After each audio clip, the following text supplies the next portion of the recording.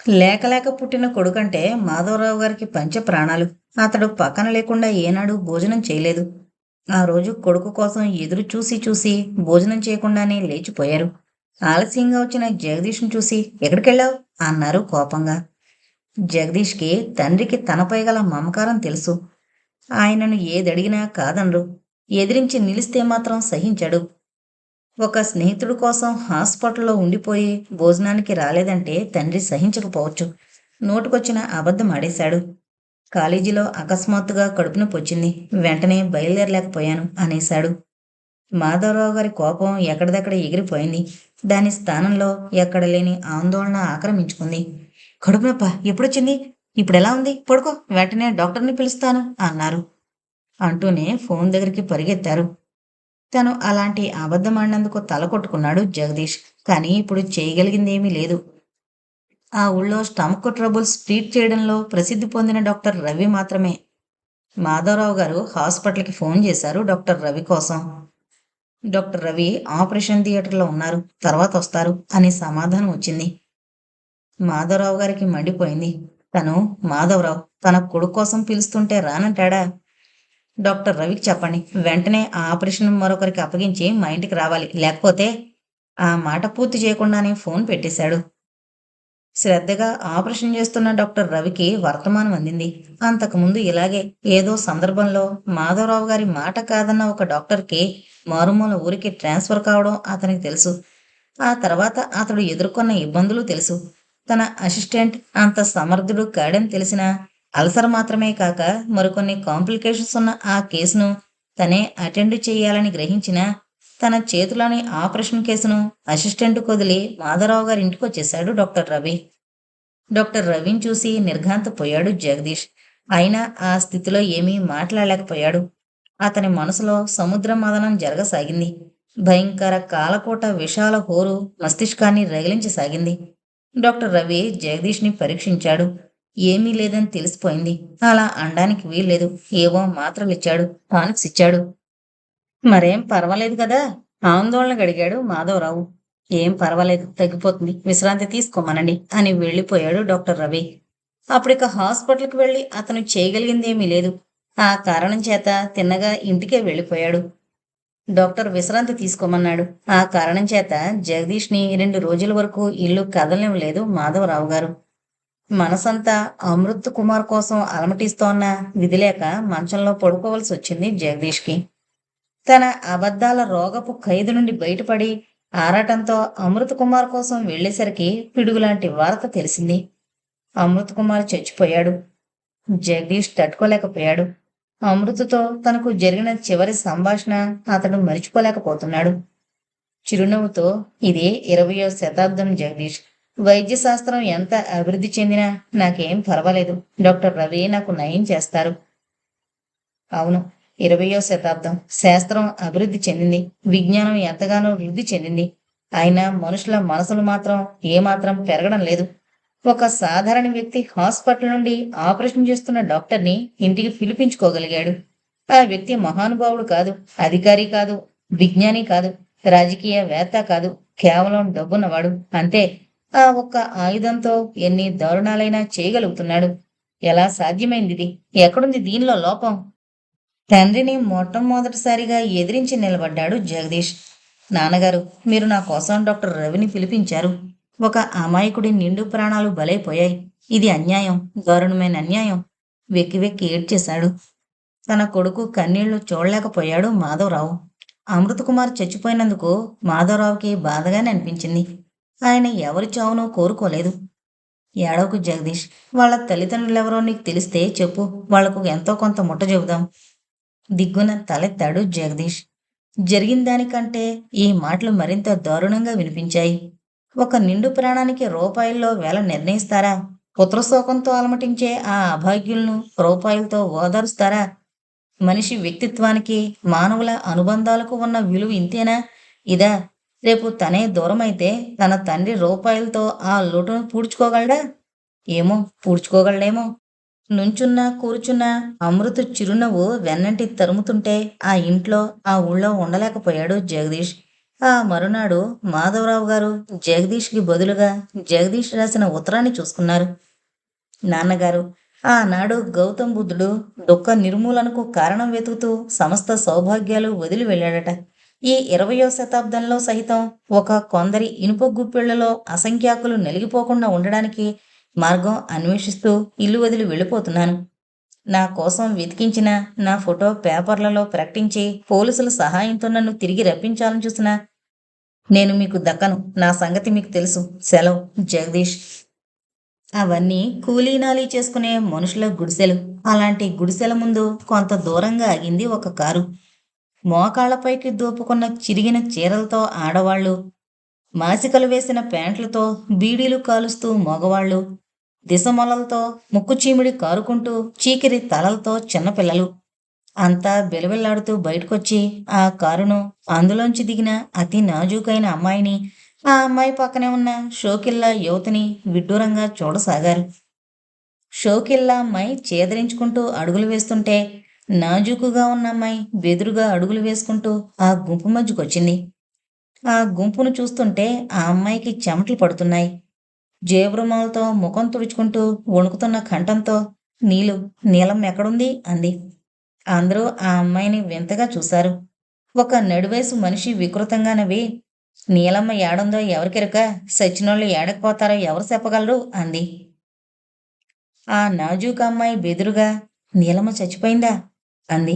అప్పటికే ఆ అమ్మాయి తల తిరగసాగింది. ఆ నడివయసు మనిషే ఒక వైపుకు చెయ్యి చూపించింది. ఒక ఇంటి ముందు శవం పడుకోబెట్టుంది. చుట్టూ ఎవరెవరో ఏడుస్తున్నారు, గోలగా మాట్లాడుతున్నారు. వణుకుతున్న కాళ్లతో అటువైపు కదిలింది ఆ అమ్మాయి.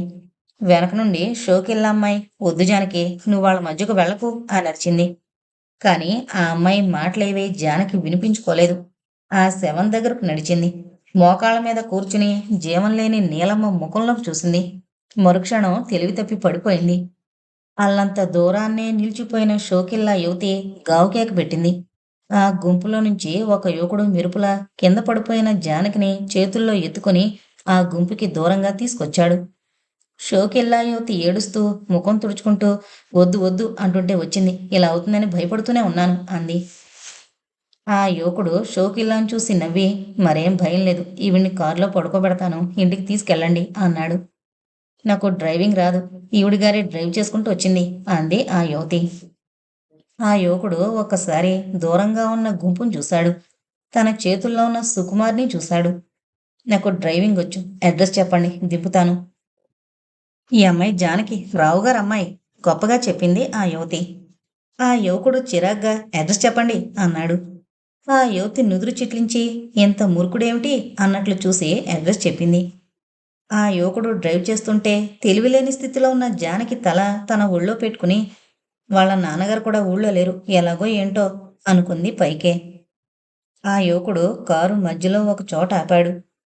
ఏ ఏంటిది, ఎందుకు, పోలీసులు పిలుస్తాను అంది ఆ యువతి కంగారుగా. పిలవండి, కాస్త మంచి పనులు చేసే వాళ్ళందరినీ పోలీసులకు పట్టియడమే మీ పని. కారు ఇక్కడెందుకు ఆపావు? ఈ మందుల షాపులో మీ జానకి గారి కోసం కొన్ని మందులు కొందామని. మీరు డాక్టరా? ఎనలేని గౌరవం వచ్చింది ఆ అమ్మాయి గొంతులో. కాదు, కానీ ఫస్ట్ ఎయిడ్ చేయగలను. మందులు కొనుక్కొచ్చి మళ్ళీ కారులో కూర్చున్నాడు ఆ యువకుడు. బైది బై, మీరెందుకున్నారు ఆ గుంపులో? అన్నట్లు మీరెందుకొచ్చారు అక్కడికి? మా జానకి రమ్మంటే విధిలేకొచ్చాను. ఆ గుడిసెల్లో న్యూమోనియా వ్యాపిస్తుంటే మా విధి అనుకుని అక్కడున్నాం. ఆ అమ్మాయి కోపంగా చూసి ముఖం తిప్పుకుంది. ఆ యువకుడు నవ్వాడు. జానకిని అలా చేతుల్లో ఎత్తుకుని ఇంట్లోకి తీసుకెళ్లి మంచం మీద పడుకోబెట్టాడు. అతడు చేసిన ప్రథమ చికిత్సతో కొంచెం సేపటికి కళ్ళు తెరిచింది. అయోమయంగా ఒక్క క్షణం చుట్టూ చూసి అంతలో తెలివి తెచ్చుకుంది. మరుక్షణం దిండులో తల దూర్చి వెక్కి వెక్కి ఏడవసాగింది. నీలుని నేనే చంపాను. పువ్వులాంటి నీలుని, దేవతలాంటి నీలుని నేనే చంపేశాను. నేనంటే ప్రాణాలు పెట్టే దాని ప్రాణాలు తీశాను అంది కుమిలిపోతూ. జానకి స్నేహితురాలు గాబరాగా, వద్దు జానకి, ఏడవకు, అసలే నీ ఆరోగ్యం మంచిది కాదు. ఏమండి, మీరైనా చెప్పండి అంది. జానకి ఏదీ వినిపించుకోలేదు. ఏడుస్తూనే, నీలమ్మని ఎవరైనా బ్రతికించగలరా? ఏదైనా ఇస్తాను, ఎంతైనా ఇస్తాను, నా ప్రాణాలైనా ఇస్తాను అనసాగింది ఒక విధమైన ఉన్మాద అవస్థలో. ఆ యువకుడు జానకి భుజాలు పట్టి కుదుపుతూ, చూడండి మిస్, అలా కుమిలిపోకండి, ఏం జరిగిందో చెప్పండి అన్నాడు. జానకి తన పెద్ద పెద్ద కళ్ళు విప్పార్చుకుని ఆ యువకుణ్ణి చూసింది. అంతలో ఏదీ గమనించినట్లే తన ధోరణిలో చెప్పుకుపోసాగింది. నీలుకి ఒంట్లో బాగలేదని నాకు చెప్పనే చెప్పింది. నేనే వర్షంలో వెళ్ళి పూలు తెమ్మన్నాను. 2 రూపాయలిచ్చాను. కానీ నీలు, ఏది నీలు, నేనే చెప్పాను. ఆ యువకుడికి విషయం కొంత అర్థమైంది. కుమిలి కుమిలి ఏడుస్తోన్న జానకిని ఎలా ఓదార్చాలో అర్థం కాలేదు. ఈలోగా షోకిల్లా యువతి ఫోన్ చేసి ఫ్యామిలీ డాక్టర్ని పిలిపించింది. ఆ యువకుడు షోకిల్లా యువతితో చెప్పి వెళ్ళిపోయాడు. కొన్నాళ్ల తర్వాత మళ్ళీ జానకి గుడిసెల దగ్గరకొచ్చింది. ఇక్కడ నీలమ్మ తాలూకా వాళ్ళెవరు అని అడిగింది. ఒక గుడిసెలోంచి దగ్గుకుంటూ తూలి పడుతూ ఒక నడివయసు మనిషి బయటకొచ్చింది. ఏంటమ్మా, ఏం కావాలి? నేనేనమ్మా దాని తల్లిని. నేనెక్కడ సస్తానో అని అది నానా చాకిరీ చేసి నాకు మందులు పోసేది. చివరికి ఈ పాపిష్టి తల్లితో పడలేక అదే దాటిపోయింది. ఏడవడానికి కూడా ఓపిక లేక గుమ్మంలో కూలబడింది ఆ వ్యక్తి. జానకి అక్కడ నిలవలేకపోతోంది. తన పర్సులోంచి డబ్బు తీసి, నీలమ్మని తేలేను కానీ అంటూ ఆ డబ్బు ఆ మనిషి చేతుల్లో పెట్టేసింది. అంత దుఃఖంలోనూ ఆ మనిషి ఆ డబ్బు అందుకుంది. మొల్లో దాచుకుంది. మనిషికి డబ్బు కావాలి. ఆ వాతావరణంలో నిలవలేక గబగబా నడిచి తన కారు దగ్గరికి రాబోతున్న జానకి చటుక్కున ఆగిపోయింది. ఎదురుగా ఆనాటి యువకుడు. జానకిని అలా నిలబెట్టింది ఆ యువకుడి రూపురేఖలు కావు, అతని చిరునవ్వు. ఆ చిరునవ్వులో స్పష్టంగా కనిపించే నిరసన. ఇంక మీరు నిశ్చింతగా నిద్రపోవచ్చు. జరిగిన దానికి మీ బాధ్యత తీరిపోయింది. కొన్ని రూపాయలతో ఒక నిండు ప్రాణానికి పరిహారం చెల్లించేశారు. చిరునవ్వుతోనే అయినా పొదునుగా ఉన్నాయి అతని మాటలు. ప్లీజ్ అలా మాట్లాడకండి. ఇంతకంటే ఏం చెయ్యాలో నాకు తోచలేదు. నీలు ఒక్క క్షణం కూడా నాకు మరుపుకు రావడం లేదు. ఈ క్షోభ నుండి ఎలా బయటపడగలనో నాకు అర్థం కావడం లేదు. జానకి కళ్ళు నీళ్లతో నిండిపోయాయి. బలహీనంగా ఉన్న ఆ ముఖంలో బాధ స్పష్టంగా కనిపిస్తోంది. ఆ యువకుడు కొన్ని క్షణాలు జానకి ముఖంలోకి పరిశీలనగా చూశాడు. ఒకప్పుడు నేను ఇలాంటి క్షోభనే అనుభవించాను. ఆ క్షోభ నుండి బయటపడ్డానికే ప్రయత్నిస్తున్నాను. కానీ మీలా కాదు. ఎలా? ఏం చెయ్యాలి? ఈ మానసిక సంక్షోభం నుంచి విముక్తి ఎలా దొరుకుతుంది? ఆరతితో ఆరాటంతో అడిగింది జానకి. జేబురుమాలతో కళ్ళు ఎంతగా తుడుచుకుంటున్నా ఆ కళ్ళల్లో మళ్ళీ మళ్ళీ నీళ్లు ఊరుతూనే ఉన్నాయి. మీరు నాతో రాగలరా? అడిగాడతను. వస్తాను. ఒక్క క్షణం కూడా సందేహించకుండా అంది జానకి. అతడు ఆపమ్మన్న చోట కారాపింది జానకి. ఇది మీ ఇల్లా అని అడిగింది. 2 గదుల ఆ ఆవరణని చూస్తూ.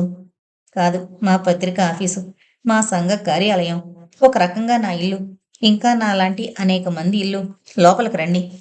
లోపలికొచ్చి కుర్చీలో కూర్చుంది జానకి. తను కూడా కూర్చుని, మీకు కాఫీ గట్రా ఆఫర్ చేయలేను, మా సంఘం బేదది అన్నాడు నవ్వుతూ. జానకి నవ్వలేదు.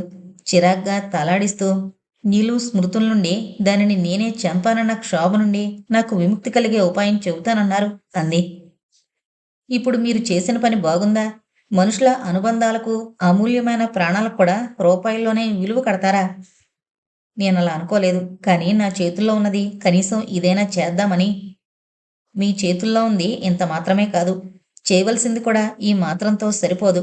ఇలాంటి లక్షలాది నీలులు తమకి ఒంట్లో బాగోనప్పుడు ధైర్యంగా పనిలోకి రాలేము అని చెప్పగలిగే శక్తిని కలిగించాలి. ఒక్క 2 రూపాయల కోసం ఆరోగ్యం కూడా లక్ష్య పెట్టకుండా ఎంతకైనా తెగించే నికృష్ట స్థితి నుండి తప్పించాలి.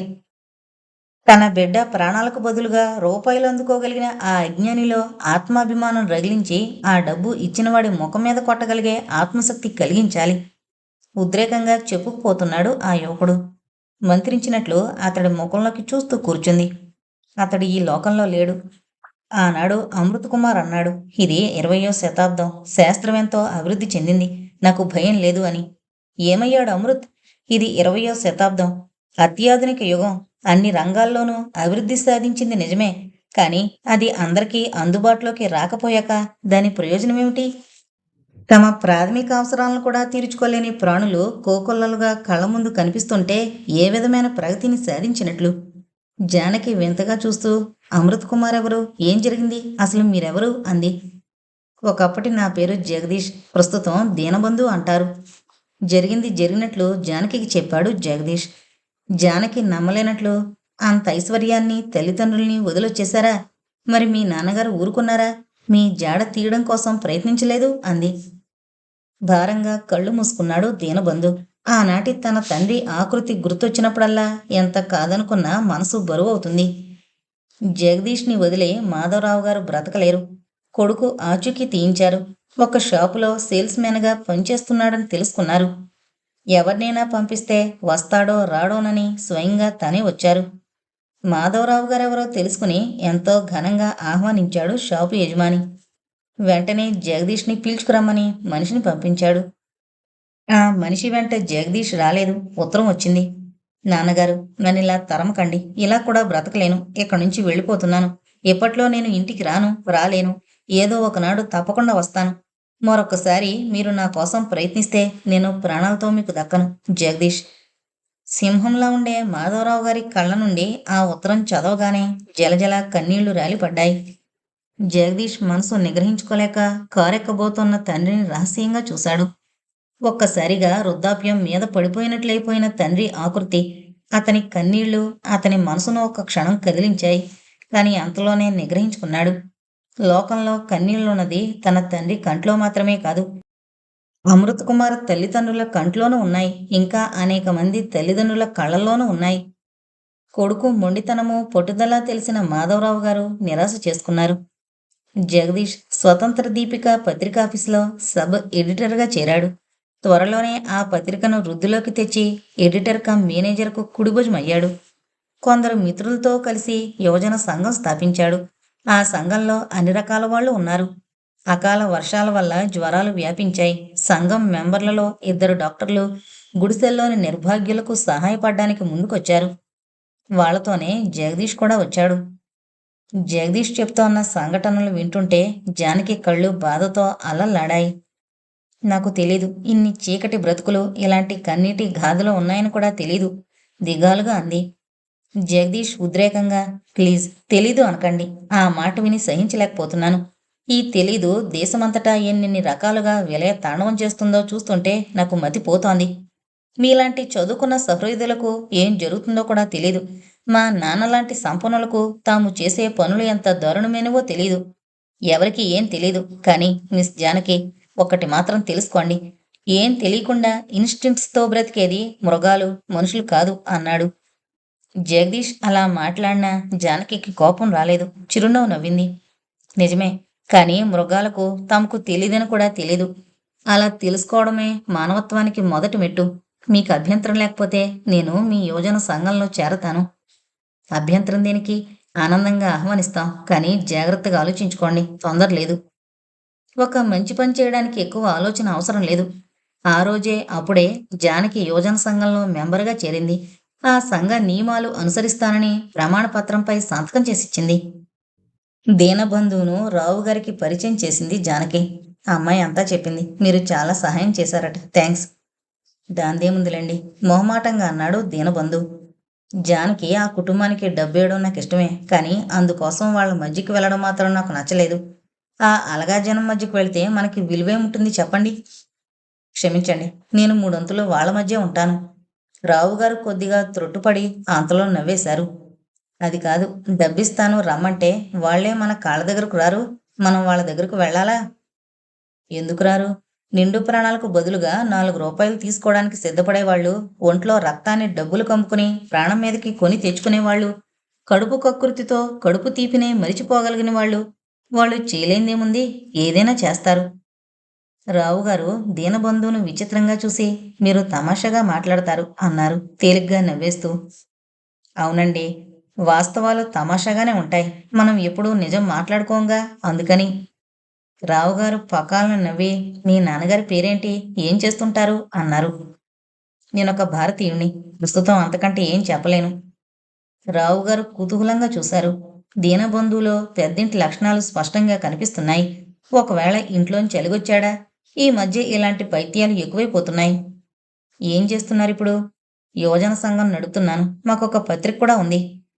యువజన సంఘమా? ఏం చేస్తోందది? దీనబంధు ఉత్సాహంగా మొదలుపెట్టాడు. ప్రస్తుతం మన దేశాన్ని పట్టి పీడిస్తోన్న సమస్యలు అనేకం. అన్నింటినీ మించిపోయింది అజ్ఞానం. ఎలాగైనా నిరక్షరాస్యతను నిర్మూలించాలంటే.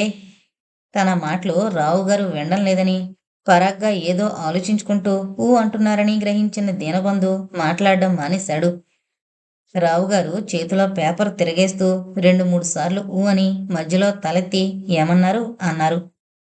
నేను అండం మానేసి చాలాసేపయిందండి అన్నాడు దీనబంధు. రావుగారు మళ్ళీ పక్కపక్కనవి అప్పుడప్పుడు వస్తూ ఉండండి అన్నారు. రావుగారి భార్య నెలలు నిండకుండానే జానకిని ప్రసవించి మరణించింది.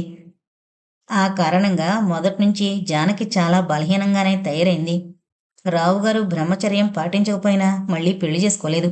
ఆయనకు జానకి ఆరోగ్యం గురించి ఎప్పుడూ బెంగగానే ఉంటుంది.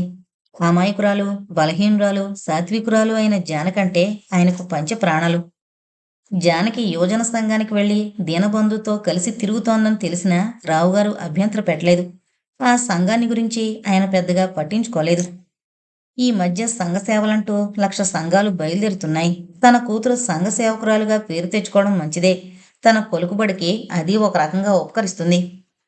దీనబంధు కూడా రావుగారికి నచ్చాడు. చదువు, సంస్కారము, దృఢమైన వ్యక్తిత్వము ఉన్నవాడు. పెద్దింటివాడు అవునో కాదో ఆ లక్షణాలున్నాయి. జానకి దీనబంధువుల మధ్య సాన్నిహిత్యం పెరుగుతోందని గమనించి కూడా అడ్డు చెప్పలేదు రావుగారు. దీనబంధు పెద్దింటివాడైతే మరీ మంచిది. జానకి పెద్దింటి కోళ్ళవుతుంది. ఒకవేళ కాకపోతే ఇంకా మంచిది. దీనబంధుని తన ఇంట్లోనే ఉంచుకోవచ్చు. కూతురు, అల్లుడు తన కళ్ళ ముందే ఉంటారు. దీనబంధు 1, 2 సార్లు రావుగారితో వ్యాపార విషయాల్లో కూడా సహకరించాడు. అతని వ్యాపార దక్షత కూడా రావుగారికి నచ్చింది. అకాల వర్షాల వల్ల వరదలు ముంచెత్తుకొచ్చాయి. వరద బాధితులకు సహాయం చేయడానికి యువజన సంఘంలో కొందరు బయలుదేరారు. వాళ్ళల్లో దీనబంధు కూడా ఉన్నాడు. జానకి తను వస్తానని బయలుదేరింది. దీనబంధు వద్దన్నాడు. కానీ రావుగారే ఒప్పుకున్నారు. జానకితో కూడా జానకిని చిన్నప్పటి నుండి పెంచిన ఆయాను కూడా పంపించారు. షోకిల్లా కూడా తయారైంది. దీనబంధు ఆశ్చర్యంగా, మీకు కూడా ఇలాంటి వాటిలో ఇంట్రెస్ట్ ఉందని నాకు తెలీదు అన్నాడు. పొంగి ప్రవహించే నీళ్లల్లో ఆ గుడిసెలవి కొట్టుకుపోతుంటే చూడ్డానికి భలే తమాషాగా ఉంటుంది. అందుకే వస్తున్నాను అంది హుషారుగా. నిర్ఘాంతపోయిన దీనబంధు పకాలను నవ్వేశాడు. మన జాతి అదృష్టం, మనలో సగం మంది మీలాంటి వాళ్లే అన్నాడు. ఆ షోకిల్లా మూతి ముడుచుకుని అయితే నేను రానులేండి అంది. రండి, జానకికి సాయంగా ఉంటారు. చూసారా, మీరు మాత్రం మీకు జానకంత ఎక్కువ, అలాగే అందరూనూ వెక్కిరిస్తూ అంది షోకిల్లా. గతుక్కుమన్న జానకి స్నేహితురాలి చేయి నొక్కుతూ నోరు మూసుకో, నోటికి ఎంతొస్తే అంత మాట్లాడుకో అంది. దీనబంధు వంచిన తల ఎత్తకుండా అక్కడి నుంచి వెళ్ళిపోయాడు. వరద ప్రాంతాల నుండి తిరిగొచ్చిన జానకి ఆ విషాద స్మృతులను తట్టుకోలేకపోయింది. మానసికంగానూ శారీరకంగానూ కూడా అలసిపోయింది. పెళ్ళుమంటూ జ్వరం వచ్చేసింది. ఒళ్ళెరగని జ్వరంలో జానకి నోట ఒకటే పలవరంత, దీను అని. దీనబంధు జానకి దగ్గర ఉండలేకపోయాడు, వెళ్ళలేకపోయాడు. చివరకు వెళ్ళడానికే నిశ్చయించుకుని రావుగారితో చెప్పాడు. జానకి పలవరంత విన్నావుగా, ఎలా వెళతావు? విషాదంగా అన్నారు రావుగారు. దీనబంధు ముఖం ఎర్రబడిపోయింది. సంకోచంగా, జానకి ఇలా ఆలోచిస్తుందని నాకు తెలీదు. ఇప్పటికైనా మించిపోయింది లేదు, నన్ను వెళ్ళనివ్వండి అన్నాడు. రావుగారు కొయ్యబారిపోయారు. అంటే జానకి మీద నీకేం అభిమానం లేదా? అది కాదు, జానకి మీలాంటి కోటీశ్వరుడి కుమార్తె. సుఖాల్లో పుట్టి సుఖాల్లో పెరుగుతోంది. ముందు ముందు సుఖాలు అనుభవించాల్సిన వ్యక్తి. నేను ఏ ముఖం పెట్టుకుని జానకిని? ఆగిపోయాడు దీనబంధు. ఎలా పూర్తి చేయాలో తెలియక రావుగారి మనసులో దీనబంధు పట్ల గౌరవం పెరగసాగింది. నేను ఈనాడు కోటీశ్వరుని, ఒకప్పుడు మామూలు వాణ్ణే. నేర్పుంటే ఎవరైనా కోటీశ్వరులు కాగలరు. తలుచుకుంటే నువ్వు కాగలవు, నేను చేయగలను. దీనబంధు ముఖంలో ఉద్రేకం కొట్టొచ్చినట్లు కనిపించింది. నేను తలుచుకుంటే పోనీయండి. నేను కోటీశ్వరుని కావాలని కోరుకోవడం లేదు. నేను కోరుకుంటోంది నేను సాధించగలిగితే నాకది చాలు. రావుగారు లోలోపల చాలా సంతోషించారు. తన ఊహ సరైందే. ఈ యువకుడు నిశ్చయంగా సంపన్న కుటుంబంలోంచి వచ్చాడు. అయినా కాకపోయినా డబ్బు కోసం జానకిని వల్లో వేసుకోవాలని అనుకుంటున్న కుటిలుడు మాత్రం కాదు. నీ సాధనకు జానకి అడ్డురాదు. పాపం, ఇంత జ్వరం ఎందుకొచ్చింది దానికి? చిరునవ్వుతో అన్నారు రావుగారు. ఆనందంతో, ఆశ్చర్యంతో ఉక్కిరిబిక్కిరైపోయాడు దీనబంధు. చటుక్కున రావుగారి పాదాలకు నమస్కారం చేసి, మీరింత విశాల హృదయులని అనుకోలేదు అన్నాడు. రావుగారు మెరుపులా వెనక్కు తగ్గి, వద్దొద్దు, నీ నమస్కారం వేస్ట్ చేయకు. నాకు విశాల హృదయం లేదు. పచ్చి స్వార్థపరుణ్ణి. నాకు కావలసింది మా జానకి సుఖం అన్నారు. అప్పుడప్పుడే తెలివొస్తోన్న జానకి తన మంచం పక్కనే కూర్చున్న దీనబంధువును చూసింది. అతని చేతుల్లో తన చేతులు చూసుకుంది. భరింపరాని సిగ్గుతో తల దిండులో దాచుకుంది. దీనబంధు చిరునవ్వుతో ముందుకొంగి జానకి ముఖం పైకెత్తి గుండెల్లో చేర్చుకున్నాడు. అతని హృదయంలో ఒదిగిపోయింది జానకి. కంపిత స్వరంతో అంది, దీను, నువ్వే నా సర్వస్వం అని నీకెలా చెప్పాలో తెలియక తికమక పడ్డాను. ఈ జన్మలో నీ దాన్ని కాలేనేమోనని బెంగపడిపోయాను. 4 రోజులైనా నీకు దూరంగా ఉండలేకే నీతో ఆ వరద ప్రాంతాలకొచ్చేశాను. చెమ్మగిల్లిన జానకి కళ్ళు తుడుస్తూ ఆవిడ శిరస్సు ఆప్యాయంగా తన హృదయానికి హత్తుకున్నాడు దీనబంధు. నేను ఇంత అదృష్టవంతుణ్ణి అవుతానని ఊహించలేకపోయాను జానకి. నిర్మలమైన నీ మూర్తిని ఏ దేవుడి కోసమో వెలిగించిన హారతి అనుకుని ఆరాధనతో చూశానే కాని నా బ్రతుకునే వెలిగిస్తోన్న ప్రణయ జ్యోతిగా అర్థం చేసుకోలేకపోయాను. అయినా నువ్వు మరీ ఇంత సుకుమారవైతే ఎలా? ఈ మాత్రం దానికి ఇంత జ్వరమా? దీనబంధు గుండెల మీద తన తల అలాగే ఆనించుకుని కిలకిలా నవ్వింది జానకి. ఎంత జ్వరమైనా ఎలాంటి బాధలైనా పోగొట్టడానికి నువ్వున్నావుగా దీను. ఇలా నీ నీడలో ఉన్నంత వరకు నాకే భయమూ లేదు. భలే దానివి. ఒకవేళ ఏ కారణం వలనైనా నాకు దూరమైతే? ఆర్తితో దీనబంధువును అల్లుకుపోయింది జానకి. వద్దొద్దు అలా అనకు. ఎప్పుడు ఎప్పుడు ఎప్పుడు నీకు దూరం కాను. కోపంతో అనురాగమంతా రూపుకట్టినట్లున్న ఆ ముఖంలోకి తన్మయుడై చూశాడు దీనబంధు.